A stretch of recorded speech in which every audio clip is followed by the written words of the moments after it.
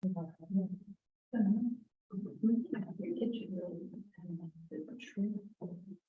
feel nice. Good. I don't.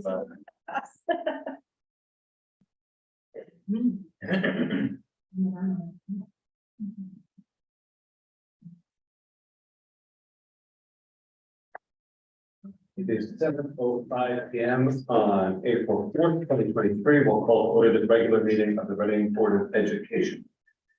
The first item of business is the consent agenda, the approval of the minutes of the March 7th, 2023 Reading Board of Education meeting. Have any questions, comments, concerns about the minutes? Seeing none, we'll deem them approved by unanimous consent to move on to item 3 on the agenda, public comment. And members of the public wishing to be heard. Seeing none, we'll right along to board member comment. Any board member comments? Moving steadily along, we'll go on to administrative reports. Dr. McKinnon. Okay, good evening, everyone. Lovely to see you all. Special congratulations to the Yukon Huskies for winning the men's championship last night. I don't know if there's an opposite to a moment of silence, but maybe there's a round of applause.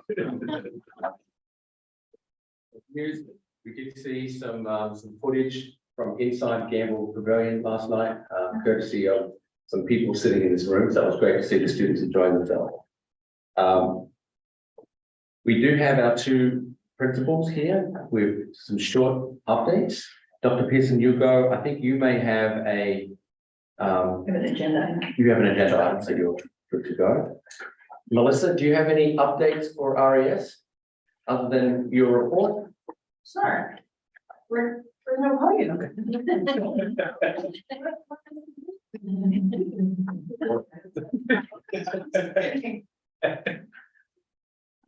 That on wheels? Also plug this. There are two photos, just need one of them. It's really fine. We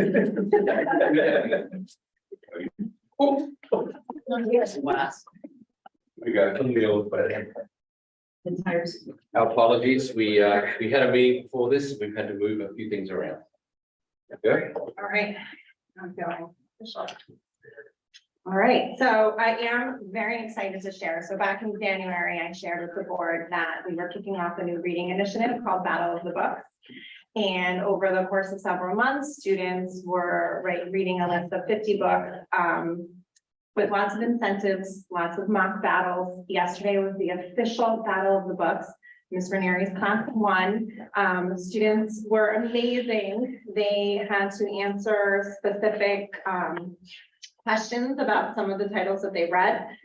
Points were awarded to students who were able to identify the book and author. 3 points, 2 points if they just were able to identify the book, and 1 point if they had to defer to their classmates. So it was really exciting to see, and the kids were really excited about it. And we've gotten some really great feedback, so it will be an initiative that will continue into next year. We also, Kids Heart Challenge update.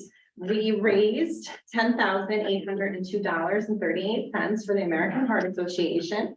So we are very pleased about that. Students really showed hard work to raise money, and they did a lot of great activities, working hard and exercising in our PE classes to keep their hearts healthy and strong. We will be having an art show on June 1st. Part of that is Ms. Weiss, our art teacher. Students in grades 1 to 4 have been doing an after-school art club. So a lot of their work will be showcased, with also the work that students have been doing in our class during the school day. So we had to save the date. I just posted it in our weekly roundup to make sure you save the date on June 1st. Kindergarten enrollment. So it looks like our numbers are still hovering around that 85-90.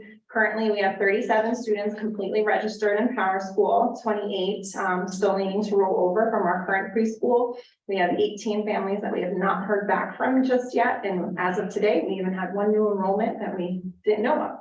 So they are still coming in. So based on the numbers and the data, we're still hovering around that 85-90 mark. Any questions? Yes. I heard from a couple of parents about the after school art club next year, you had more spots because I think it filled up. Like Yeah. I went out and an hour later it was full. Yeah, so what we did, moving forward, we're going to do more of like a lottery. So for example, Tom Carletto does the art club every year for fourth grade families, and that's also an activity that a lot of students really love. So we kept the enrollment date for 4 days. We'll take that list of students and then create a lottery, just luck of the draw of the amount to be more fair. I hadn't known how they had done registration before, and Mimi Weiss hadn't done an art club in so long. We were just so surprised at the amount of children that wanted to participate. But as a working mom, I totally understand not being able to get to my email fast enough to be able to register my kids. So we looked at moving forward, doing more like a lottery. What prohibits expanding the number of students that can join? Is it just space or? Adult supervision a lot of time, Okay. yeah. And a lot of those after-school programs are also stipend positions through the REA contract. Mhm. So it also determines, who the staff member is being hired and if additional help is needed. Thank you. Okay, thank you. I believe Jen may have an activity for us. I have a Do couple. you need any help facilitating that or moving? I'm happy to help. Yes, Okay. there'll be two, Vienna, there'll be 2 times. Okay. What would you like me to do? All right, 2 helpers. Okay, so before we start passing things out, because any good teacher knows, you do not pass anything out before providing the information, because nobody will pay attention. So, the first, bit from my report is that a week ago from today, we had the Animal Kingdom visit John Reed Middle School. And Dr. McKinnon helped us by getting 2x2 Animal Haven and their animal ambassadors, including Jem the Joey, a ball python, I don't remember the ball python's name, an alligator, a chinchilla, Bumper the rabbit, ferret, turtle, a toad, a hedgehog. And they were all in this room. We rotated every student through. We like to say challenge by choice. If students wanted to pet an animal or engage, they could. If they just wanted to take a look, they could. If they wanted to go back to their classroom, they could. I think it was a day that was enjoyed by all, especially Dr. McKinnon. Sorry, did you say alligator? It's just a little, we didn't take the alligator out. Which was disappointing. Something about being illegal in the state of Connecticut. It was an alligator. It was an alligator. Couldn't get the crocodile. So, a good day. And now, we're going to show what's happening in STEM 6 class. The STEM 6 students recently completed a computer-aided design CAD activity. They used the digital fabrication unit, CNC machining. In this student-centered unit, learners use lots of problem solving, measuring, math, converting between fractions and decimals, identifying constraints and creativity. The final product is a wooden storage box made from their custom design, and it includes a dial that pivots, so you'll be able to open the lid, and all STEM students complete this project, 100 students per year. So if you take a look at the work and kind of slides, and you'll know where your kids are hiding things. We have a CNC machine Yes, we in do. this building Yes, and a 3D printer. yes. Anything else? I don't know everything yet, but I do know. Arrange a tour one day. I think it would be amazing. What am I doing this for? You can go around and you're going to have, so you can see, we have a Rio. Okay, they're just exploring. I don't. They're just exploring and seeing, So. and we have to get these back to the students. They're pretty proud of their work. Good. You become married. Pretty good. And that was super hard. And then Dr. Pearson Google has our learning placemats. So Mrs. Lingo and Mrs. Frederick collaborated on a culminating project in the 8th grade. Students read narrative nonfiction, and students were tasked with creating a placemat for the book they read.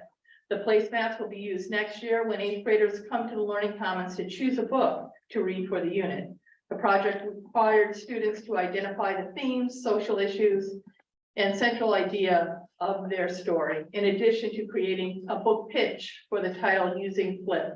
Students used a Google slide template created by Mrs. Frederick and designed an original cover for their book and chose a relevant background. Samples are being provided, and we're going to collect these as well, because we'd like to show them off at Palooza, and they're going to use them next year with the 8th grade students. Can you translate what Palooza means for folks? Who might not know? Okay, a Palooza is, and I'm trying to think of the date this year, it's in May, late May, 20-something. I will be wrong whichever date I choose. And it's held at Barlow, and it used to be called Barlow Palooza, but now I call it ER9 Palooza, because we're really making a concerted effort to get work and representation from all grades that parents can celebrate, the community can celebrate, and see what great things are going on in our schools. So late May, there's music, there's food trucks, there are student presentations from the high school students for their capstone passages projects. And it's just an amazing night. And then our spring musical, you'll see some photos in here. If you come into the building after school, pretty much every day, the gym is filled with music, dance, frustration, and joy. In what order? I don't know, depends on the day. And in May, that first week of May, we will be presenting the music. So Okay, good times at John. thank you, Jack. And I will be around later to collect the goods. I'm not gonna do it now, but I scanned a couple of QR codes and you can watch kind of the videos of the, Students. yeah. Yeah, I have mine queued up. Mine too, yeah. Okay, you know, any other questions for Jack? Good, good. Thank you. Thank you. Do we have like plasma cutters and? Laminator. We do have a laminator. Is there anything else? We hear about the photocopy. No, I'm not gonna go on that. Okay, do we have any updates from special education at all? I can do a very quick brief update. Okay, sure. Well, this is the time of year where we start doing transition planning. You know, the students are leaving one grade level to another. So our staff have been very busy with the transition plans, you know, getting them ready for the next level. So the only thing I really wanted to do is just to bring your attention to the report is we are seeing, to make you aware, a bit of an uptick in our birth to 3 numbers that are coming in. We are seeing that students are coming in with more challenges and more needs. So you do see the numbers, especially in our 3-year-old program. You know, again, we're thrilled to have them. You know, they make significant gains every day, but they are coming in needing more support.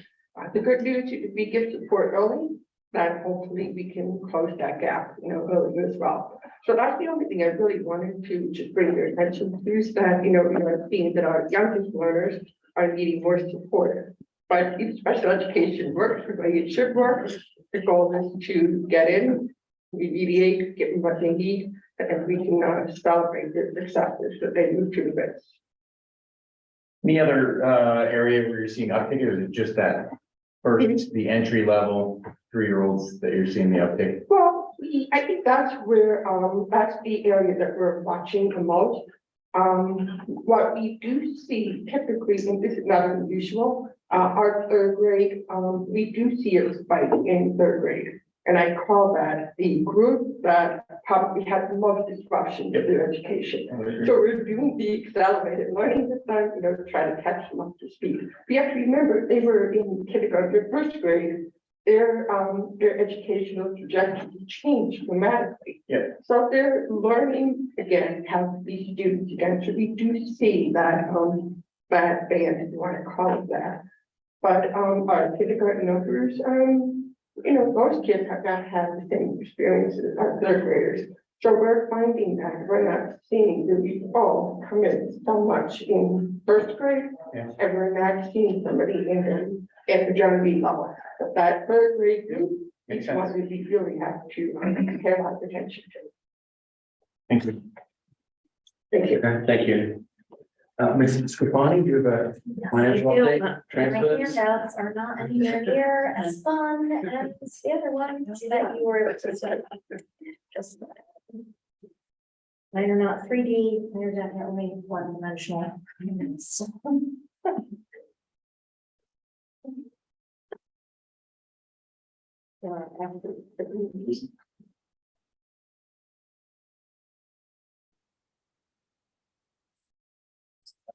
That'll be great. So I have a transfer memo prepared for you to kind of go through.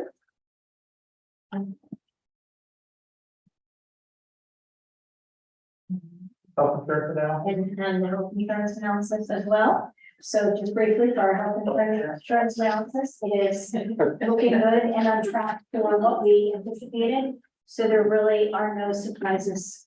Numbers that's already won. Yeah, there really are no surprises there. And so that's good news. If anything, there's positive surprise. What we estimated 250 is our number, right? We did, and as you can see, our numbers are trending really well. So two, for 2 straight months, the first time in. Yeah. 2021. The first time late in the year since the pandemic. That year using cycle. Yes. Somewhere.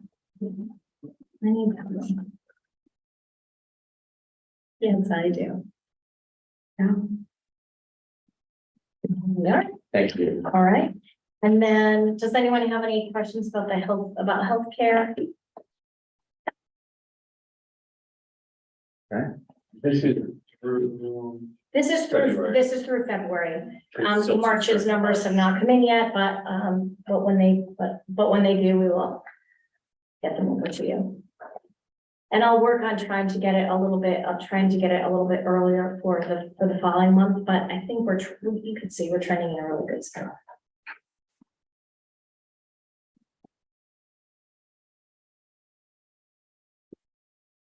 You want to start with the memo? All right, so if we take a look at our memo for our chart of accounts, I tried to put it in the order of your budget summary. So if you pull out your budget object summary and you draw your attention to 104 pre-K teacher salaries, that's the very first bulleted item on the memo. And you'll see that there's an anticipated shortfall of 105,563. And so what I've done for you in the very first part of the memo is to remind you about the Google Sheet and what we had in our memo, in our Google Sheet, so that you could refer back to that if you so chose at a later date to take a look at it. Then I estimate that in this particular line, we're going to have a shortfall of 97,122. And that has to do with a bunch of different things, but it has to do with our budgeted pre-K tuition credit, our year-to-date, what I anticipate that we will get for additional tuition payments. And so what I would like to do is take the estimated unexpended amounts from the certified teachers in the amount of 76,901 and in the amount of 20,221. These are both salary adjustments and also a tuition payment that was from Easton to Reading for special education. So we have a tuition student. And so as you can see in that particular line, that's what I'd like to cover, that particular pre-K shortfall. It looks like we're about $50,000 light on tuition. Yes. Is there a cause for that, fewer enrollments that are paid than we expected? So there are a bunch of different reasons of why that is. Sometimes we've anticipated a regular ed student and they are identified as a special ed student. Sometimes there is, someone joins the program, but then drops out of the program, leaving space and not having the fulfilled tuition. So there are a bunch of different factors that are in that. Mrs. Del Conte could talk to that a little bit further if you'd like, but that's essentially it. If we missed by 20% in this year on tuition, are we comfortable with next year? So next year, they've budgeted for 38 regular ed students and 15 special needs students, so we can reevaluate that after the tuition deposits come in. So I'll have a better trajectory for that for you in May and June to really be able to take a look at that. What's that ratio? For next year, this year we do not have a wait list for our pre-K program, but for next year we do have a wait list for the threes. So we ought to be able to fill the 38 tuition paying seats next year based on the current demand, what does that look like? That is our hope. Whenever we start the year, and it's, this is what finally explained, you know, there are times when a parent may raise a concern. So, you know, I have a speech concern, or I have academic concerns, so sometimes we've had a handful of those tuition paying students mid-year that may become eligible for the special education side of the preschool. They fall off at some point. What is that ratio that we have to maintain? We are supposed to maintain a 50% ratio, but, you know, but that's a complicated figure because, you know, if you are speech only, that could be considered typical. But if you have, you know, academic needs, then, you know, that translates into, having to provide faith for those students needing, dual certification. Right, and our ratio, your plan ratio is much higher than that. Right, yeah, double that. Okay. All right, so moving on your budget object summary down to 106 psychologist salaries. You can see that there is a shortfall in that line of 28,219.45. And that is, that's the estimated shortfall. And so that is due to salary, that's a salary adjustment. And so outlined on page 2 of your memo, you'll see the 3 places where I anticipate unexpended funds. And so I would like to take those funds and adjust the psychologist line. So that would come from JRMS certified admin, RES school counselors and school counselors. So those are all on your first page. So administrative salaries are in line 102. And the guidance counselor salaries are conveniently located right underneath 106. So you can see where those funds would come from to cover that shortfall. And as we're drawing from certified salaries, both in this and the previous transfer, there's no cause for concern because those are pretty much baked in numbers at this point. Oh, absolutely. These are the encumbrances are, This is the penny of the week. absolutely. You'll see a little memo, you'll see a little note at the bottom of this memo that says that the transfers will include the exact dollar amount. I did not include the pennies on this report. So moving down to 138 in your budget object summary. So that's on page, that is on page 3. And that is pupil services, it's 138. And again, I put in here for you what is included in the Google Sheet because I think it's helpful for you to kind of remember what's included in those lines. And here we have an estimated shortfall of 194,152. And then I would like you to flip to, you have a shortfall of 192. I see 110, 170 At the At the bottom. bottom of page 2. Oh, okay. 192, 154. And then if you flip in your budget object summary to tuition and outplacements, which is 563, what you'll notice is that you'll see that there is an unexpended budget there of 159,462 and 218,756. So Jen can tell you a little bit more of the story if you'd like, but what you'll notice is that what we have done is that 330 is our other professional services line. And so those are our outside OT, PT, BT, physical therapy, things of that nature. It's costs in lieu of outplacements, basically. It is. And so you'll see on page 3 that what I'd like to do is to transfer some funds out of tuition and outplacements to that 330 line. And then we can evaluate the remaining shortfall in May. And so there's 2 reasons for that. One, we'll have a better sense for what the end of the year bills will be from any of our professional services. And we will also have a good trajectory on where our tuition and outplacements would be at that time. So that's, so basically that's the story with those lines, my request for those. And then, yeah, I'm sorry, Go ahead. the 192 ties out, because I'm looking at the, budget. Some of the amounts that you're reading differ Are a from the little bit amounts that different. we're reading.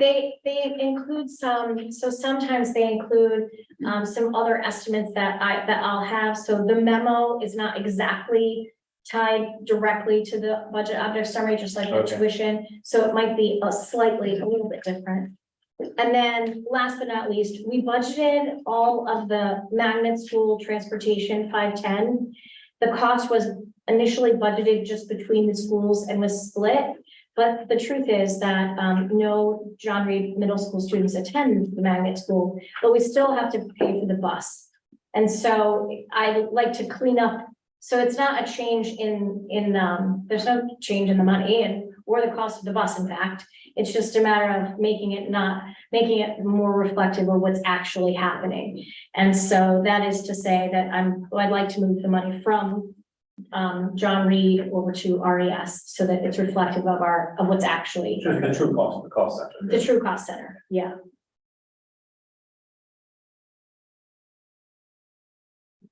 I'm sure that we'll have some more in May, but that's, this is, So Sarah, to clarify, if you were going to make a motion to make these changes from one account to another account, you'd be using these numbers. the numbers in in the memo. budget, yes, they are, they do not, the transfers will include the exact dollar amount, and then you'd see those on the subsequent transfer report next month. So you'll see if it's, and if we get any additional information, as a very specific example, let's say that we get a payment for anticipated tuition payments, then I will better adjust this and bring that back to the board for an additional approval.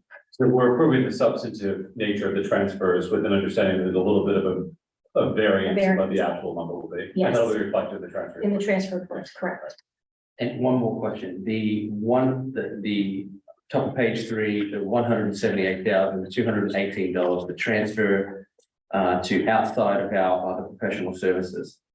Can you provide us with a little bit more information, if you can, about as to why that area is kind of in the negative? So that is that it's a little bit complicated, but we have some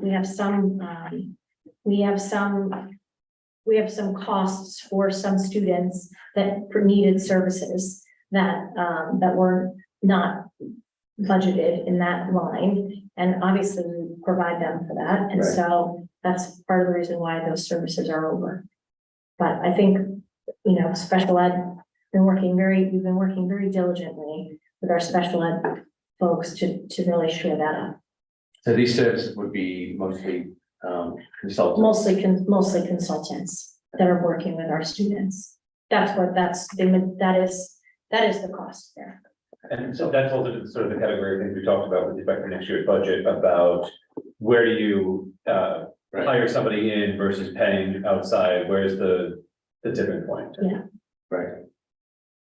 Sometimes we can't get the staff that we need to service the students that are in front of us, and so we need to bring in those outside services in order to make that happen.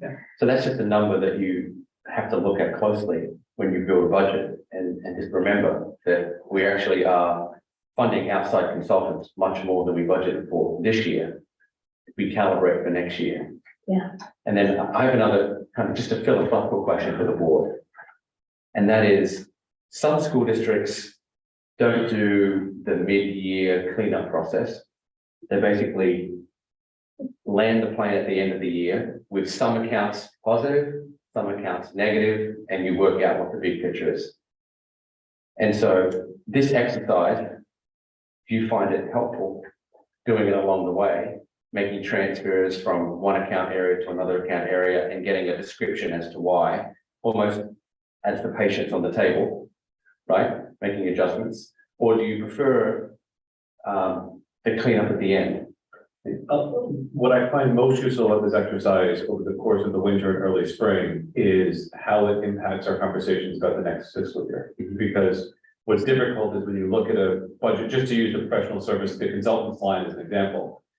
If we're sitting here in January and we're transferring $100,000 into outside consultants, that's gonna have us looking at next year's budget with a more critical eye as to whether or not that's baked in or not. Right. But if we sit here in June and make all of those, we're gonna be second guessing what we did in February. So the sooner we understand what that is, it feels to me the truer the numbers that we're working with are. But what I don't want to get into the habit of is getting to a fiscal year end where we can say, oh, here's where it is. Everything came out to zero. It was all, it creates this illusion of a perfectly budgeted number because you fixed it all along the way. Yeah. So I think it's important to keep things current and accurate, and we're not running huge deficits in different places, and we understand why we're making those changes. But also be willing to say, here's what we projected, here's where we bottomed out, and here's where we missed in both directions. And sort of a reconciliation at the end, so we're not always looking like we're perfect at the end, because that's never gonna be. That's it. It's a really interesting question. I think I would rather see the budget object summary run and watch that, if we're missing on something, I'd like to watch it go negative. And I'd almost like to keep it there because I want to look back at history and know here's something that we need to change. Yeah. Whereas if we're adjusting all the way along, like Chris says, and everything nets out, it's like, God, we were right on, And if I didn't see those changes along the way, and if they're not like memorialized on this document, then it looks like, hey, we did it. That's why it's tricky, and I think that the Google Sheet platform provides an opportunity in flexibility and building out modeling that allows you to fix. Column Still see what D happened. is what it is that we agreed to. Column D is in real time what's in those accounts, and then column E can be comparing, how well we hit in each column, basically. Is it possible to have these conversations throughout the year and understand where we plan to pull the money from and then do it all? Or have a conversation around this where you say, hey, tell me about, you can see right there on the first page, Yeah. tell me about, pre-K teacher salaries at John Reed, what's going on there, but still keep it there. Hopefully not a But it would also inform This you is- as you do this the budget next year. Yeah, this is actually the first memo that you've had that I'm suggesting that we have a shortage and that one particular item covers another. So if you decide that you like the negatives, so as an example, the bus situation, right? So that's definitely an example of when we planned our budget, we didn't do a good enough job of remembering that we needed to just put it at John Reed, which is a little bit different, or just at RES, a little bit different than we need $200,000 to cover the 330 line for professional services. Where are we gonna get that from? So they're kind of I see them as two different conversations. So you did make some changes at the very beginning of the year to some salary lines where we said, we are adjusting this, not because it's necessarily a shortage, but because when we initially did the budget plan, we had this particular salary person at this building and we had this person at this building. And so we just switched a little bit between those account lines. Different than we have a budgeted shortfall because we didn't anticipate how much tuition. So I am happy to do I could do a blend of both. That's why I asked. And just do. That's a great question. just do one together. At work, we have two documents. We have a budget document and it never changes. You set the budget and then you work off of that all year. But then you have the forecast as the second document where you can work with, with reality as it develops over the year, but that budget stays the same. So you can go back to it in the end and say, here's how we budgeted, last year, here's where we came in, what have we learned from that? Right, and that's where the forecast is helpful, because when we're going through the budget process, sometimes we're left to guess a little bit about, hey, are we doing okay on some, are we doing okay on this?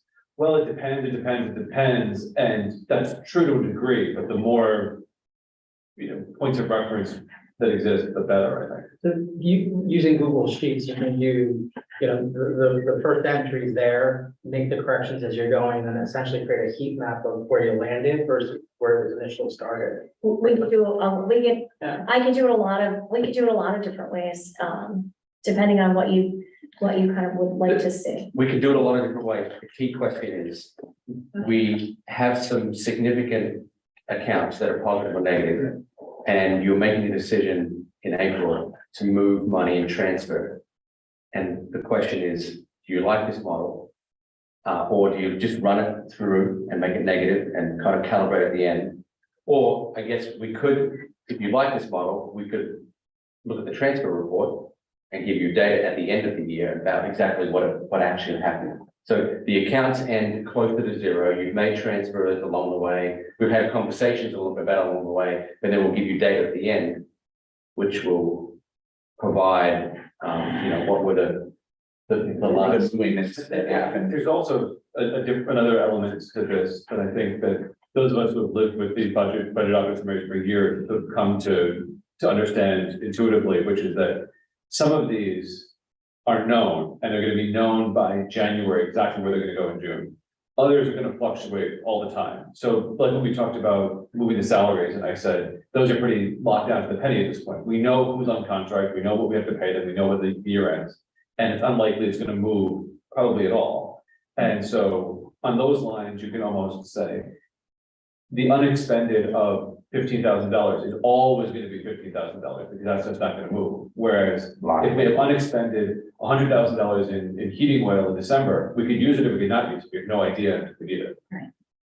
Yes, So I don't know how to account for that in all of this, because to a certain extent, unexpended funds in a certified teacher line are gonna be permanently unexpended, whereas other things are gonna fluctuate. And do you wanna make those transfers and use that to offset things in the middle of the year and things like that? I don't know. I do not mind at all the idea of having these go into the negative, because I think it does help us forecast. However, I know that the model in the past has been to always transfer. So I don't mind doing it whatever way philosophically you would like to see it. I'm not sure anybody's ever asked the question. but- I keep the running total in Google in a slightly different way than what you see here. So, You know what? yeah, we can table think it and talk more. I think later. the answer should be that, we continue with an approach like this, just because there are no surprises for you at the end. Right? You're making some transfers. The goal isn't to be zero in everywhere. The goal is really to be transparent, have conversations like we're having now. I mean, is the answer, instead of calling this a transfer report, say it's because there's a governance piece of this, which is authorizing the administration to move money from account A to account B in compliance with all of our regulations. You could instead say, here's a memo that says, here's what I'm seeing in this area. We're gonna need $100,000. I expect that we're gonna want to take it from here. This is a preliminary look at what the ultimate request is going to be.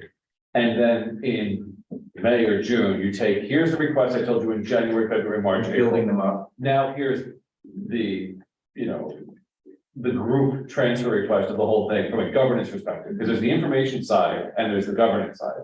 And if there's no per se reason that you can't keep something in the red, and you made that simpler. I don't know what the auditors would say about that. I don't know how, Well, at the end, we do need to give them all the backup for everything, so it doesn't, as long as there's backup to whatever it is that we do,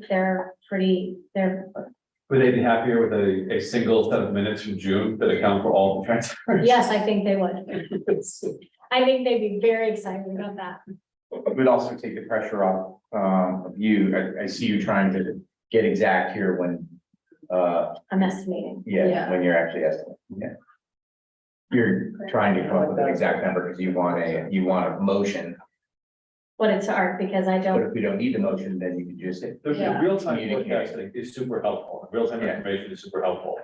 And I think that what we're trying to do is marry two things, which is writing the information and meet these transfer obligations. And maybe we don't need to meet the transfer obligations, we're getting the information and we know that the transfer is coming, and we. Yeah, Let's try that. okay, let's send out. Alright. motion. okay, No motion, no transfer, yes? Keep track of it. We'll get it again next- okay, we'll get it yeah, again next month. that sounds great. All right, great. So I just have something brief for administrative reports. Just before we jump forward. Did you want to add the other report? The Trustee. tri-state, yes, I think I might go first and then you Okay. explain what the tri-state is. Why don't we stay on dollars for just a second? Oh, I'm sorry, yes. Yeah, Just a couple of updates that don't really fit anywhere. For folks who aren't aware, the operating budget we adopted was approved unanimously with the Board of Finance. That'll go to the referendum on May 2nd. At our last meeting, we approved the capital request for the Educational Spaces Modernization Project. Last night, the Board of Finance approved that in part and rejected that in part. So they approved $304,000 for the RES piece to go forward to referendum. They did not approve funding for the John Reed piece. However, subject to our discussions and the authorization to request funding, I immediately turned around and requested that money from the Board of Selectmen out of the ARPA tranche. And so they've advised me that that will be on the agenda for the April Board of Selectmen meeting to decide whether the John Reed portion would be considered by them for ARPA funding. And from what I understand, all of the ARPA municipal money is going to go to special town meeting and not referendum. And the capital request for RES would go on the referendum, along with our operating budget. They're even rejecting the Johnny, They didn't want to authorize $550,000. it's just the number. They also authorized the $65,000 for alarm panel. For what? I'm The sorry. alarm panel, Okay. which we talked about months ago. Yes. So that'll also be on the referendum. That's where we are. And John Reed will be on at a town meeting about ARPA. John Reed's gonna go to the Board of Selectmen, and the Board of Selectmen has a whole list of things that they want to Yeah. fund with this, and I think they have $900,000 and more than that in projects, and where this fits will be their discretion. Okay. Thank you. Okay, you're welcome.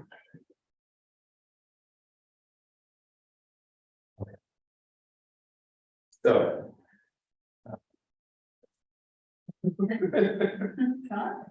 Okay, there's a little delay here.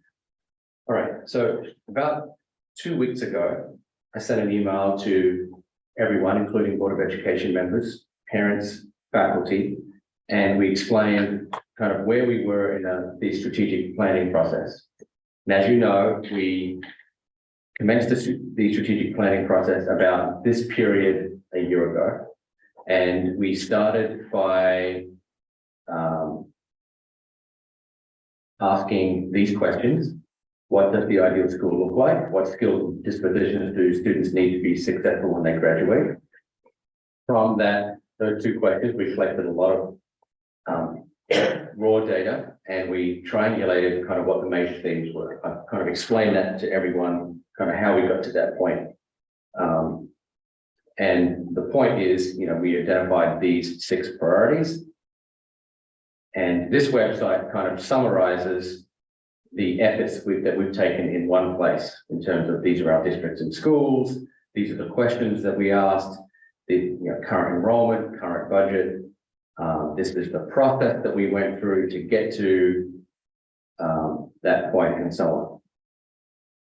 And so I asked the community to look at the website and go to the bottom of the website and to fill out this Google form, which is at the bottom, you see that. And so far we have 44 responses. And I didn't include the Google form survey, which asked the question, what do you think of these strategic priorities in an email? I wanted people to actually go to the website, look at the website, then answer the question, right? And so far we have, again, 44 responses. You can see the breakout between parents, staff, and so on. which district people are primarily responsible for. There was a question, these priorities reflect a coherent and effective vision to improve our schools into the future. You can see 50% strongly agree, 28% agree, 20% neutral, and one person said disagree. We scored that as 78% agree. There we go, that's a good score. And then there's various, obviously, some people who made some comments. The goal, as it has always been, is to really make people aware of these strategic priorities. And then from the website, encourage people to go and look at all of the different priorities that we have and the 6 general areas. I truly think that the success that we had in the budget process, particularly at the Board of Finance level, was the result of the board really presenting a vision around the priorities and identifying our investments that we need to make. And so this is really accomplished its first goal, which is to have a vision for the budget process. But that's not the goal. The goal, right, is to really get everyone to have buy-in as to how their school districts are operating and what the future holds for us. So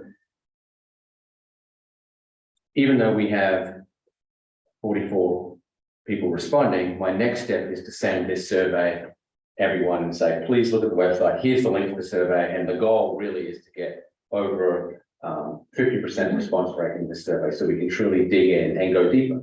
We've had a couple of touch points along the way where we've asked people, these are strategic priorities, what do you think? We've always incorporated those people's responses into the survey. You're only sending it to essentially people related to the schools, right? I sent it to all parents, all staff, all boards, all town officials, all community members. So it's gone out to as wide a group as I can possibly get it to. So our next steps, just so you're aware, to continually to socialize this plan, talk about it, have conversations about it, and so on.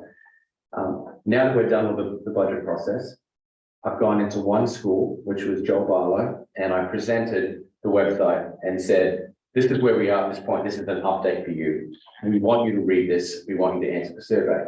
And I've scheduled follow-up faculty meetings at each of the other 4 schools to do the same thing, right? To really get the faculty involved. We really need to have some type of Zoom or Facebook Live sessions with families to kind of socialize the priorities as well. And eventually get to the point where we've created a dashboard which starts to identify, well, these are the priorities. What's the progress that we're making in meeting those priorities? And so you can see that the dashboard has a percent for each of the 6 priorities and a task list. Every single one of the priorities are listed.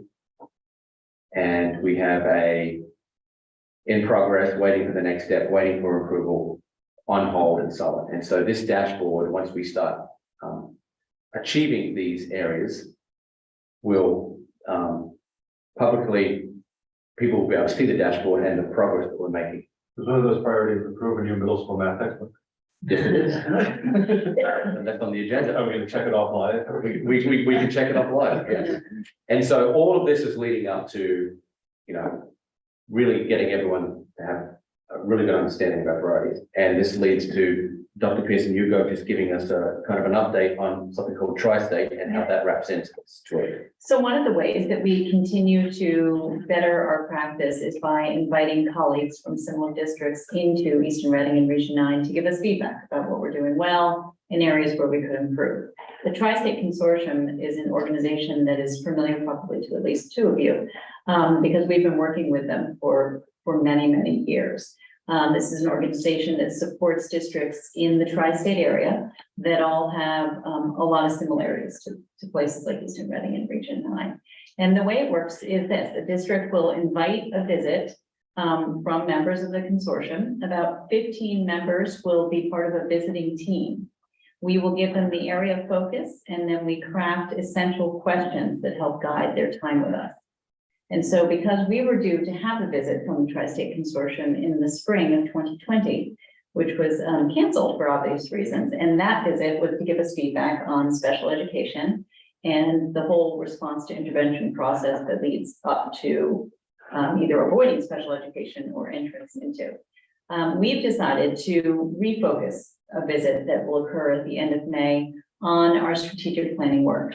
So we have been working to create essential questions that essentially will help get more information about the creation of the strategic priorities and the way they were formed through a grassroots effort, the extent to which people understand the strategic plan, have knowledge about it, have been involved in the process, and then how is it helping us to plan for the future in terms of budgets, in terms of our priorities. And so members of the team will come in, they will probably have an opportunity to speak to all of you. They'll talk to parents, they'll talk to staff members, they'll probably spend some time in our classrooms. And over the course of 3 days, they're going to gather as much information they can to help answer those questions. And then at the end of their time with us, which is the week before Memorial Day, they will give us a lot of feedback. They'll say, this is what we see, this is what we noticed, these are areas of excellence, and this is what we think you should continue to grow. And then ultimately, they'll put it together into a written report that usually arrives, well, I'd say 6 to 8 weeks after the visit. And that report will help to inform future plans. So it's a very comprehensive process. It's been very useful to us in the past. Past visits have included topics such as the middle school model, the role of authentic work, and sometimes it's content-based, looking at our science program, K through 12, or our math program. But the focus in May will be strategic planning. Are you looking for feedback from the outside group on the plan itself or on your progress to, achieving the plan? Yeah, at this point, it's really more the launch of the plan and whether we're headed in the right direction and doing it in a way that's going to be effective in achieving the goals of the strategic work. And so since we're still fairly early in the process, if their feedback is, we think you're missing this one major area, then that will really help. That makes sense. Yeah. So there's critical frames aimed at making this project more successful. And so they'll be meeting with you, asking you those questions. And one of the questions is actually, to the extent, to what extent did you develop tools and metrics that will help you implement the plan, right? But that's just an update. We'll be providing the same update to each of the 3 boards and providing a status report to each of the faculties as well. And that's all we have for administrative reports. Thank you. Any questions on any of that? All right. That moves us on to discussion and possible action 6A, which is recommendations from superintendent for non-renewals. I understand there are no such recommendations, Dr. Kuhn? That's correct. Okay. That brings us on to middle school grade 6 through 8 math textbook. Is that Dr. Christian or Dr. Kuhn? That's me. So you might remember last month, we made a presentation to a joint meeting of the Easton and Reading curriculum committees. We presented you information about our math textbook review process and ultimately made the recommendation to implement the Desmos program next year in grades 6, 7, and 8. And that was the recommendation of the curriculum committee. So this evening, I'm looking forward to the board making formal the decision to approve Desmos as our math program. I also presented in that presentation 3 different options for a contract. It's our recommendation to move forward with a contract that includes 3 years with 1 year of having printed workbooks, 2 years digital after 3 years digital after the 1 year blended, which would be digital and workbooks. And the reason for this is that we can purchase workbooks a la carte. That is more of the typical budget model, which is that every year we determine how many workbooks we're going to need for each grade, and we purchase those workbooks as a consumable. Because the contract requires us to pay everything up front, we we want to be responsible. We don't want to have a whole lot of workbooks on our hands that we're sending home to parents with only a few pages filled out. So our thought is that we will likely want workbooks for 2 years, but this gives us the flexibility. Because we may not, we might go 6 months into this and say, we don't need it. We might, and certainly the users of this program feel very strongly about the digital platform. But we feel that especially in year one, we want to provide as many print options as possible, including also for parents that would really like to have a parent resource in print. We will provide that to parents as well. I can see a reality where we might go forward with just print for 6th grade or something, and it phase out as the kids age up too. So we're not buying for the whole building. Correct, and this will give us that flexibility and in the year one, which is so important in terms of getting to know the program and how teachers adjust to the change, how students adjust to the change, and then families. You know, what are the resources that families are finding most useful as well? What is the price tag of what you're proposing, and how does it compare to what we talked about a few months ago? You'll be happy to hear that it's much less. So the Desmos component of the 3-year plan for Reading is estimated. I have an updated contract that I just received, but it's in the neighborhood of $19,000. But then with the additional supplementary resources of maneuvering the middle and IXL, it brings the price tag up to close to 25,500. So significantly less than the 45,000 that we use as a budget. So it's 8,000 per year, basically. Essentially. Essentially. Well, Because the. no, because the supplemental materials Yeah, annualized, are right. going to be every year. Right. Right, so then it's the 19 divided by 25. No, in year one is the most expensive. And so the Desmos component is 19, what's the workbook component? The Desmos component includes the workbook because it's the blended version. So that includes with 1 year workbooks. Exactly. So the option that I shared with you is 1 year blended, year 2 and year 3 digital only. And so in year 2, we might also recommend that in addition to IXL maneuvering the middle, we're also going to recommend workbooks and So what would that look like based on the cost of the workbooks that's built into that? They're not extremely expensive. I would have to go back to my notes to find the exact cost. I want to say $10 a student. So it's not going to be a huge thing. The key is whenever you implement a new program, you go through the curriculum process, you go to the board, you adopt it, and it's in Dr. Pearson, your girl's budget, curriculum and instruction. And then if there are supplemental materials for that program, like a digital workbook, that would then go into a school cost center, and you would see that cost appear over time. The new stuff, It's baked in eventually. yeah, new stuff, curriculum instruction, you know, ongoing materials, school cost center. Across the 3 districts, what are you doing with Desmos? So this is the same recommendation for Easton. So Easton will be following the exact same plan. And in Region 9, there are some individual teachers that use the digital platform of Desmos, but it's not a core program for any one of the grades. We did have a high school representative on the committee, and that person definitely saw value, but the use at the high school level is a little bit different. Well, so first of all, Desmos as a program is not available above algebra. So it would really only be for algebra at the high school. The profile of the student who takes algebra as an 8th grader as opposed to as a 9th grader is quite different. So we really have to look at the needs of the students in those courses. So while the benchmark assessments absolutely should be the same because we're tracking towards the same master rate, the way that we support our students will be a little bit different. But it is a conversation that's ongoing. Yeah, I mean, are there challenges when students transition from challenges on both the teacher and the student side when the student comes out of this curriculum into something different at the high school?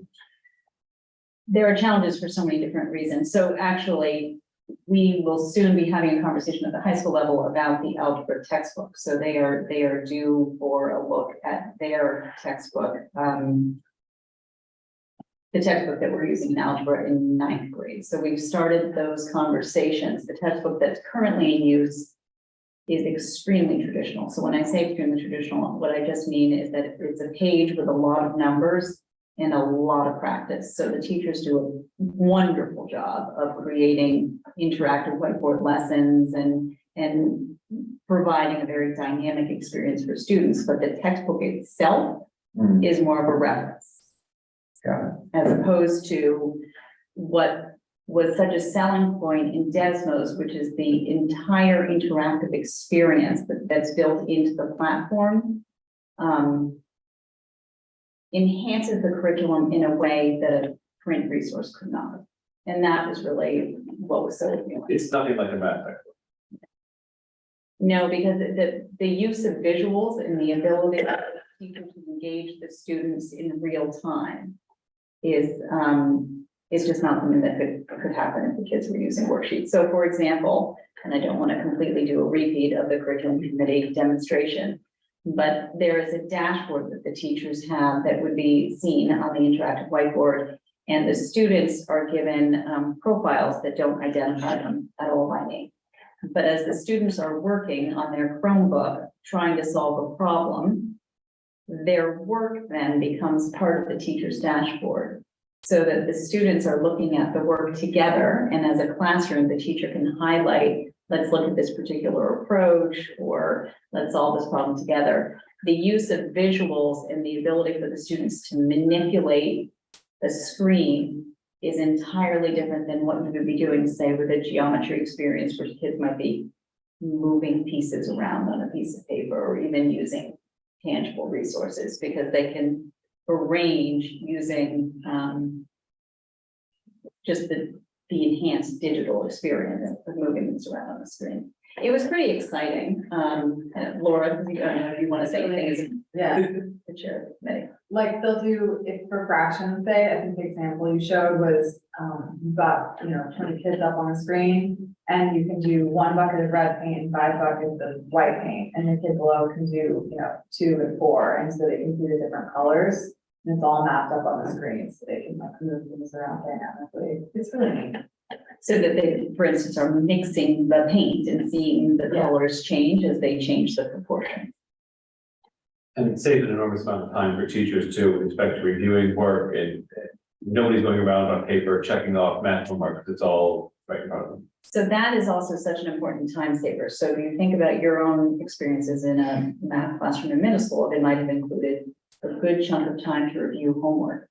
That doesn't happen here. It's not necessary for it to happen, because as the students complete work at home for homework, that's immediately part of the teacher's dashboard. So the teacher can then see with an item analysis of the problems that the students met, and then the standard that fell under, so that the teacher can then begin the next day's lesson with, let's have a conversation about X. It seems as if some people need some extra help on this based on your work on homework last night. So capturing instructional time is gold. I mean, Ms. Desmarais and I have had many conversations about how to capture more instructional time for mathematics instruction. And so that one element alone, if it's used well, once people are comfortable with it, will really help to provide additional time for learning in the math class as opposed to reviewing. Essentially, I think you see a motion to adopt the 6 to 8 textbook Desmos as recommended by the curriculum committee, something like that. That sounds great, Jason. Well, I mean, Sitting in my chair, you make that motion. yeah. And then we can check it off. It's in progress, George. It's in progress, it's in progress. All right, so as Dr. McKinnon said, we're looking for a motion to approve Desmos as the core 6 to 8 math curriculum component. Laura, second. Shrug, any discussion? Just thank you to the curriculum committee and the folks in the math team who went through the process of testing out all the various options, and it was quite clear that Desmos was, rose to the top of all that. So it was an easy decision, but very good. All right, all in favor? Motion carried unanimously. Thank you. Any board committee reports? The 3 to 6.1 on that. They don't tell these two we're ahead. All right, so seeing none, and there being no further business on the agenda, we'll make a motion to adjourn the meeting. Mike, second, Sharad. Absent objection, we are adjourned at 8:10